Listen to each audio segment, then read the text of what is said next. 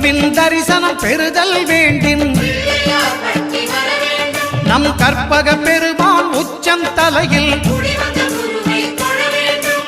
ஆலமர் செல்வன் அவனது பார்வை தடைகளை நீக்கி வளம் பெருக்கும் நம் கணபதி சிரத்தை காண்கிற மங்கையர் மாங்கல்ய பலமே திடமாகும்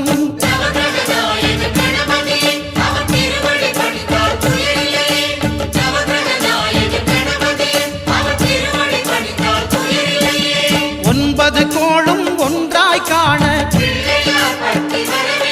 அங்கு கற்பகம்